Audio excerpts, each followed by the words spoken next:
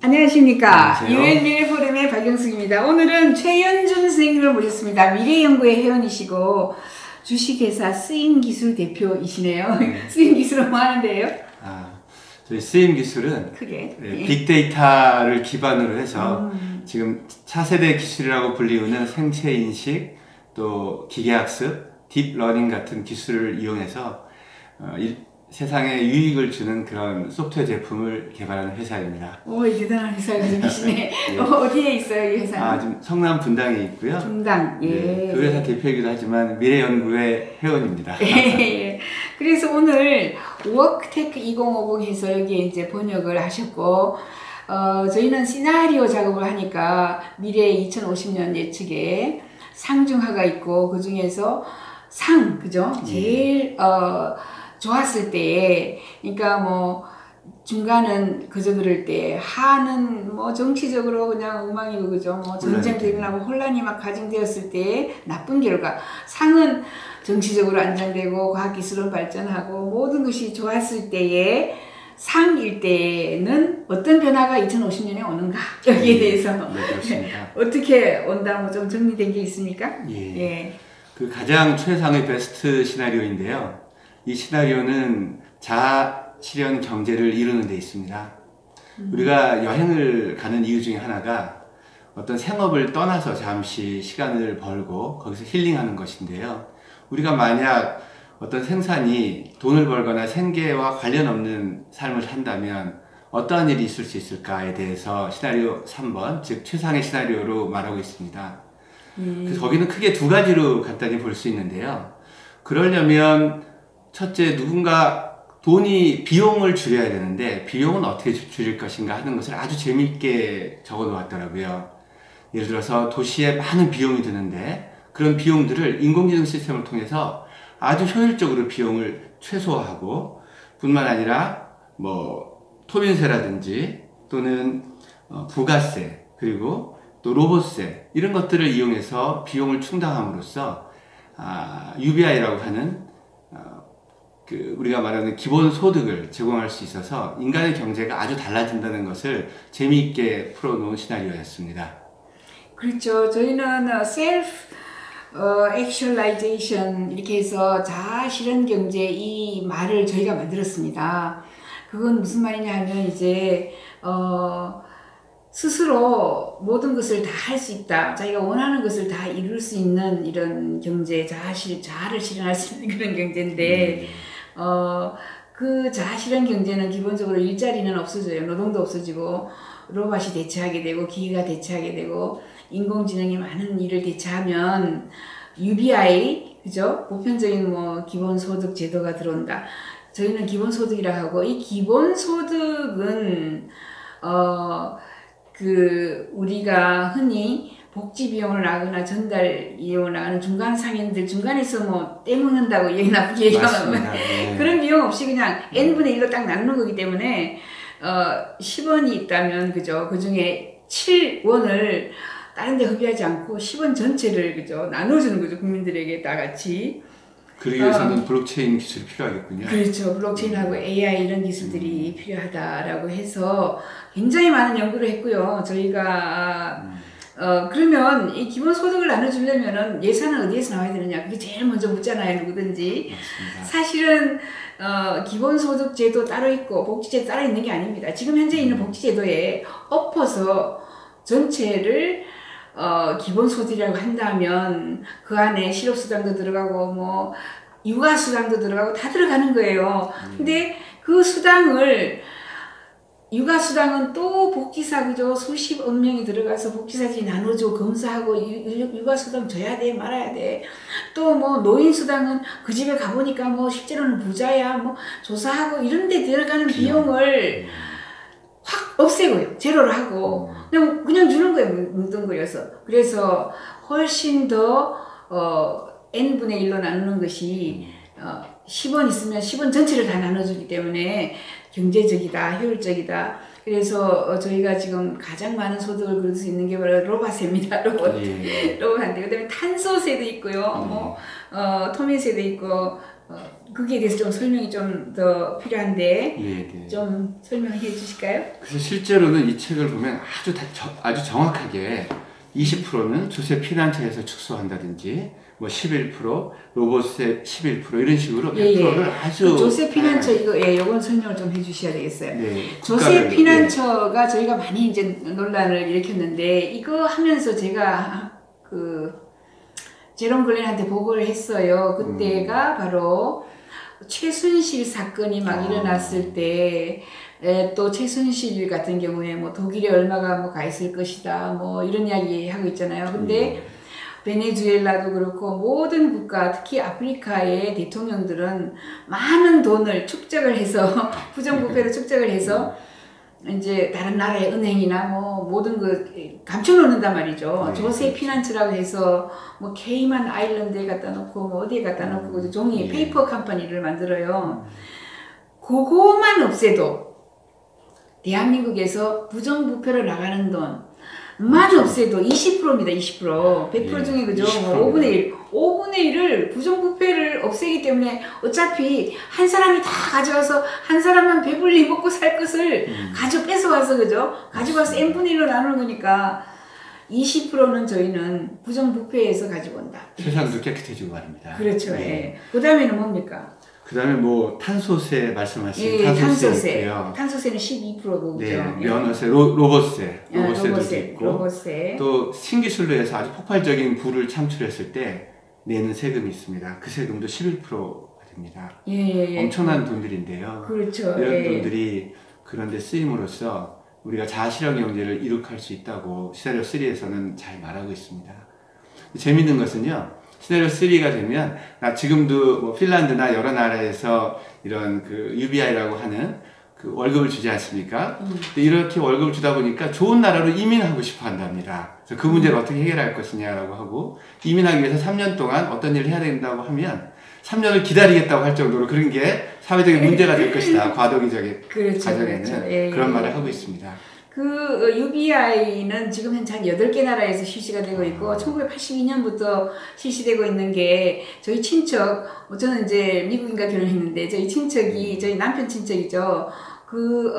저 위에 알래스카에서 월 20만 원 정도 받는가? 뭐 월 사람에 따라 조금 다르기도 해요. 30만 원, 40만 원 이렇게 3, 40만 원. 초기에는 한 40만 원 줬던 것 같아요. 잘 기억은 안 나지만은 지금도 80년대부터 시작했으니까 그죠? 90년, 한 30년 시작하고 있고 그러면은 그 돈을 받은 사람들이 전부 일 안 하고 그거만 가지고 뭐 먹고 술만 마시고 하는 게 아니라 더 긍정적인 이런 마인드가 되었다. 그리고 최근에 한국에서나 뭐 여러 곳에서 기본소득제도 핀란드가 실패했다. 그래서 더 이상 안 한다. 이렇게 그거 완전히 가짜뉴스입니다. 그거는 최근에 2월 말에 2019년 2월 말에 나온 보고서도 있고 그 핀란드의 지금 저 UBI는 시리카 하이노넨 거기 핀란드의 미래학자들이 들어가서 유엔 미래포럼 대표들이 들어가서 막 실행을 한 거고 굉장히 저희가 관련 있게 깊이 연구들을 하고 있는데 처음부터 2년 한번 해보자 라고 예산이 2년 나온 거고요. 그러니까 2년 그렇죠. 2년인데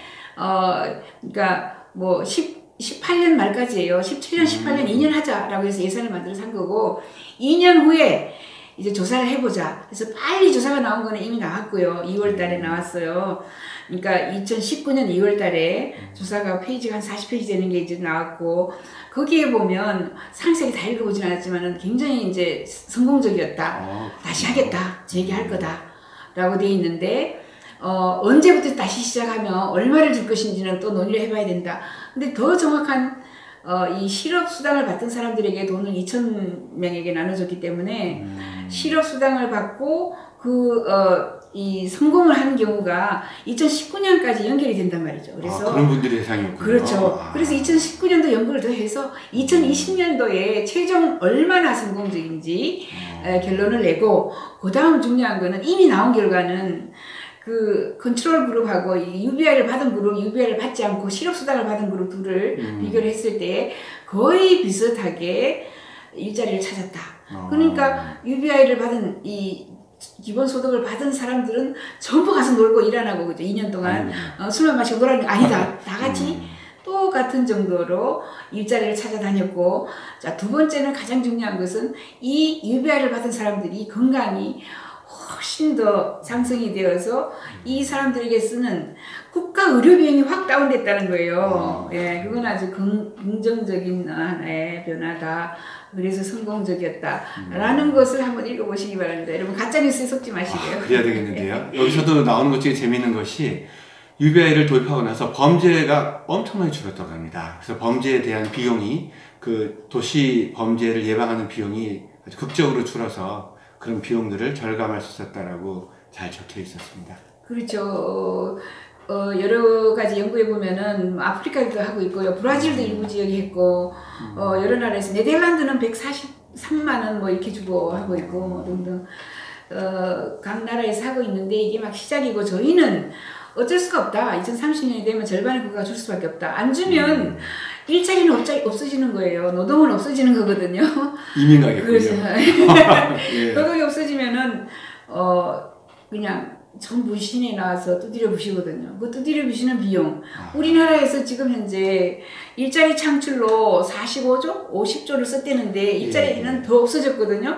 그 54조를 가지고 이미 UBI를 실시했으면은 훨씬 더 성공적인 그런 아마 그 일자리들이 많이 나오지 않았나. 오히려 얘들이 일자리에 대한 스트레스가 없기 때문에 그죠. 의료 비용은 줄고 전부 자기 하고 싶은 걸 창업을 해서 매진을 하면은 그죠. 성공적인 결과가 나오지 않았나 그런 생각도 합니다. 정책하시는 분들이 이런 미래에 대한 여러 가지 이슈를 잘 아시는 게 중요할 것 같습니다. 예, 중요한데 저 혼자 아무리 이렇게 박영숙의 미래뉴스에서 이렇게 노래를 해도 그죠? 잘 알려지지 않는 것은 이제 여러분들 미래연구회에서 앞으로 더 많이 퍼뜨리고 그죠? 잘 알겠습니다. 더 많이 홍보해 주시고 예. 또 어떤 뭐 이야기가 있었나요? 네, 그리고 그 다음에 이런 세 개의 시나리오를 먼저 살펴본 후에 이와 관련된 제안을 받았습니다. 상당히 많은 제안을 받았는데요. 그 중에 94개 정도의 중요한 제안을 5개의 분류로 나누는 것 같습니다. 그 중에 제가 중점적으로 한 부분은 문화예술 미디어라고 하는 부분인데요. 문화예술 미디어는 17개의 제안으로 가지고 실시한 델파이 기법을 수행했습니다. 뭐 더 잘 아시겠지만 일반인은 잘 모르니까 실시간 델파이 기법은 아주 그 전 세계의 중요한 전문가에게 초기 기본적인 주제에 대해서 알려드리고 그분들이 설문조사를 받아서 설문 결과를 다시 보내주고 또 받는 그 군중들의 어떤 지성을 강화시키는 그런 기법이더라고요. 박대표님 잘 아시죠? 네네. 예. 옛날에는 델파이에서 우리가 서베이 뭐 종이 돌렸어요, 그죠? 저희 뭐 논문 쓸 때 보면은 설문지를 막 편지로 막 돌렸는데 요즘에는 온라인상에 들어가서 그죠? 자기 아이디 넣고 해서 고치고 또 고치고 1000번 해서 그걸 리얼타임 델파이라고 합니다. 리얼타임 실시간 델파이. 그래서 실시간 델파이를 저는 일주일에 2개 내지 3개를 해요. 일주일에. 왜냐하면 저희 지구가 66개가 있거든요, 전 세계에. 각 지구마다 이 연구 저 연구에다가 우리 전체에서 연구하는 거 있고 또 다른 단체에서 연구하는 것도 대답해 줘야죠. 이렇게 제가 많은 나의 정보를, 나의 생각을 인풋을 해주기 때문에 그 사람들이 저에게 엄청난 정보를 주는 겁니다. 그렇게 모든 것을 주고받지 나 혼자만 계속 정보를 주지 않죠. 예. 공유가 되고 그렇습니다. 그래서 제가 이번에 맡은 문화예술 미디어를 사실 저는 오랫동안 기술만 한 사람입니다. 그래서 사실 좀 어려운 분야일 수 있었는데 깜짝 놀란 것이 이 5개 분야 중에 하나가 문화였다는 것이었습니다. 과학기술, 또 교육, 아주 교육 중요하지 않습니까? 그런 수준으로 문화가 5개 중에 하나의 분류였다는 게 너무 재미있었고요. 주로 중요한 것은 정부나 민간단체가 이 문화를 통해서 새로 변형되는 미래를 안전하게 랜딩하는 중요한 역할을 할 것이라고 말하고 있고요. 특히 이 중에 유명인을 아주 중요한 매체로 보고 있었습니다. 또 창의적인 공간, 우리가 예전에 오래된 우체국이라든지 기찻길, 기차역 이런 것들을 버리지 않고 거기서 창의적인 어떠한 생각을 가지게 하는 것, 즉 다시 더 나아가서는 인간에게 남은 것은 인간의 가치는 창의력이다 라는 것을 이 문화, 예술, 미디어라는 분류에서 주로 말하고 있고요. 그래서 예술과 미디어를 통해서 변화되는 이 변화의 전이를 잘 문화에 융합되도록 하는 것이 중요하다는 17가지의 제안입니다. 아주 재밌게 읽었고요. 특히 또 재밌는 것은 안경이나 이 뇌가 아주 증강될 수 있다고 하죠. 기술에 의해서. 그런 증강된 인간과 증강되지 않은 인간, 마치 빈부 격차같이 이런 인간 간에 어떻게 갈등을 해결할 수 있을 것인가, 이런 것들을 문화나 또는 유명을 통해서 잘 풀 수 있다라고 말하고 있었습니다. 네, 그렇죠. 예, 아유, 재밌게 설명해 주셨네. 저희는 이제 일자리, 노동은, 그러니까 노조의 소멸 이렇게 얘기합니다. 노조가 없어지는 게 노동을 할 필요가 없어요. 노동은 누가 해요? 인공지능, AI 로봇이 하기 때문에 로봇들이 뭐 으쌰으쌰 하면서 노동조합을 만들겠으니까, 그죠? 그래서 AI 로봇의 일을 시키고 걔네들이 세금, 그죠? 벌어오는 월급을 전부 다 세금으로 우리가 떼서 쓰면 되는 거니까. 그럼 인간이 뭘 하는가? 가장 중요하게 문화, 예술, 미디어 이런 이제 역할들을 하면서 이제 메이커 센터 또는 메이커 스페이스 또는 메이커 시티에 사람들이 모여서 뭔가를 만들어요. 그 사람들에게 일거리를 줘야죠. 지금 일자리가 아니고 일거리, 그렇죠. 거군요. 창업센터. 일거리를 줘서 그 사람들이 뭔가를 개발하고, 그죠? 발견하고 발전시키고 큰 창업을 할 수 있도록, 큰 기술을 개발해서 세상을 바꿀 수 있도록 도와주는 이런 센터들이 많이 나오는 거죠. 증강된 인간 같은 거는, 그죠? 옛날에는 16세기, 17세기에는 시험 칠 때 안경 벗어라 이렇게.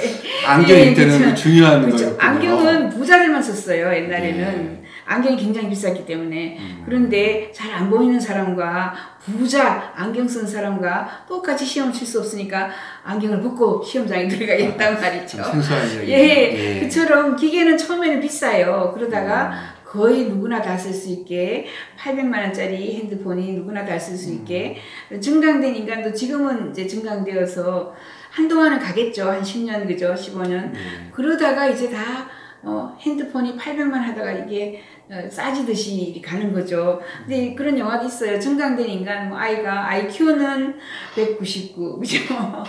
뭐 키는 198, 뭐 또 눈 색깔은 파란 색깔, 머리는 뭐 블론드 이렇게 만들어 놓은 아이를 훔쳐갑니다. 이제 증강이 안 된 가족이 훔쳐가는 이런 영화도 있고, 아무튼 뭐 그 사이에 갈등은 있을 수 있죠. 하지만 결국 인간은 모든 것을 해결했다, 그죠? 적응했다. 이렇게 저희는 보고 있습니다. 긍정적으로. 그래서 또 어떤 뭐 중요한 이야기 어떤 게 있을까요? 그런 게 이제 중요하고요. 역시 마찬가지로 국가의 기능이 중요하다고 보고 있었습니다. 이제 국가가 더 이상 뭐 경제나 이런 것들은 자연스럽게 흘러갈 수 있는데, 국가가 이 문화에 대해서도 융성할 수 있도록 또는 잘 융합될 수 있도록 센터를 운영하고, 그런 센터들을 국가 단위 또는 글로벌 단위의 어떤 센터를 만들어서 문화를 같이 공유하는 것들이 필요하다라는 내용도 적혀 있었습니다.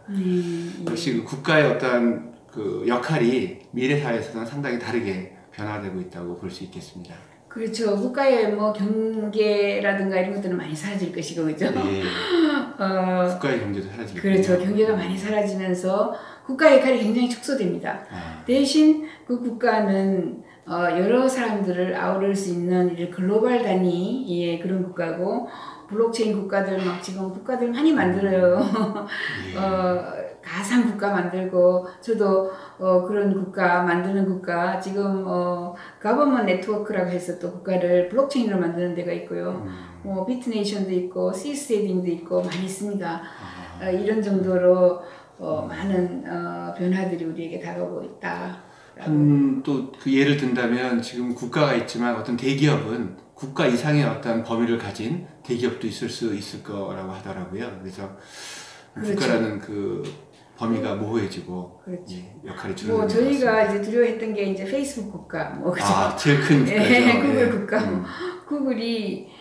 구글이 내 따먹기를 했다, 뭐 이런 얘기까지 하거든요. 구글 브레인을 만들어야겠더니, 그래서 모든 정보를 한 곳에다 다 넣어놓고, 자기들이 요즘에 뭐 기사 하나 써도 전부 구글에 다 올라가잖아요. 그래서 얘네들이 다 가지고 있는 거죠. 우리의 모든 정보를.